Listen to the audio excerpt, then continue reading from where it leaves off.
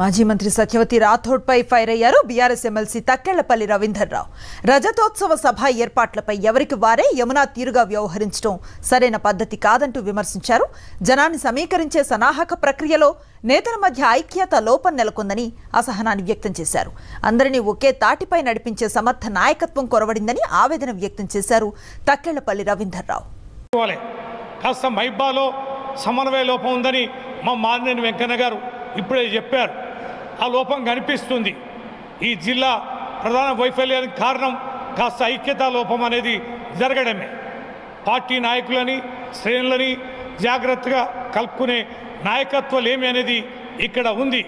ఎవరికి వారు యమునా తీరని పోవడం సరైనది కాదు. అధిష్టానం ఆదేశానుసారం అనుసరించాలి. ఇక్కడ సమన్వయం చేయమని మాజీ మంత్రి సత్యవతి గారికి ఆదేశించారు. కానీ వారి సమన్వయ లోపం కూడా ఇక్కడ చాలా స్పష్టంగా కనిపిస్తుంది.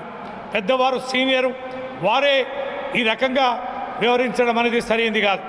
ఎంతో నమ్మకంతో అధిష్టానం వారికి బాధ్యత అప్పచెప్తే ఆ బాధ్యతని సమన్వయంతో ఎంతో చెప్పాల్సిన అవసరం ఉంది. కలిసి పనిచేయమని కేసీఆర్ గారు ఆదేశిస్తే వారి దగ్గర నుంచి ఒక్కసారి కూడా నాకు ఫోన్ కాల్ లేని సందర్భాన్ని చూస్తున్నాం. ఇది సరైనది కాదని ఇక్కడి నేతలు కూడా నేను మరోసారి విజ్ఞప్తి చేస్తున్నా. ఏది ఏమైనా ప్రజలు ఇలా సిద్ధంగా ఉన్నారు. కేసీఆర్ గారి నాయకత్వాన్ని కోల్పోయి ఏ నష్టం జరిగింది, ఏం ఇబ్బందులు జరుగుతున్నాయనేది గమనించారు. ఇవాళ ప్రజలు బ్రహ్మరథం పట్టడానికి సిద్ధంగా ఉన్నారు.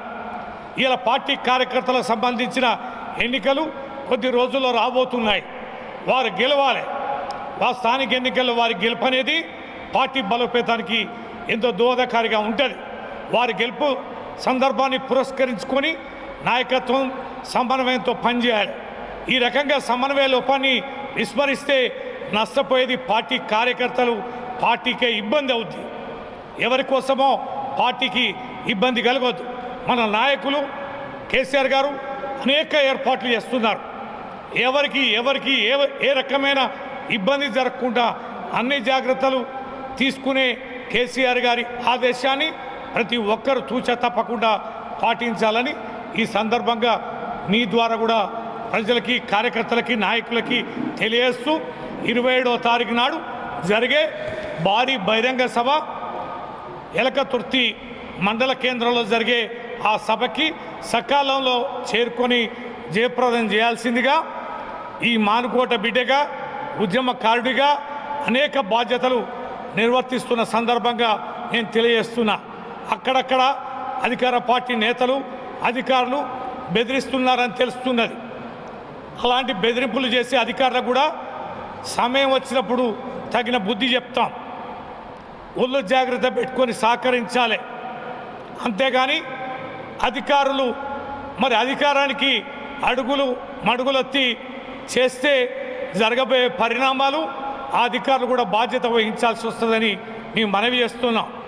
అదే రకంగా అధికార పార్టీ కూడా ఈ యొక్క మా బహిరంగ సభ కార్యక్రమాలకి ఎక్కడ ఇబ్బంది కలిగించినా కూడా ఊరుకునే ప్రసక్తే లేదు. ఎక్కడికక్కడ తిప్పి కొడతామని, ఇది మంచి పరిణామం కాదని కూడా మరోసారి హెచ్చరిస్తూ ఈ బహిరంగ సభని జయప్రదం చేయాల్సిందిగా కోరుతున్నాం.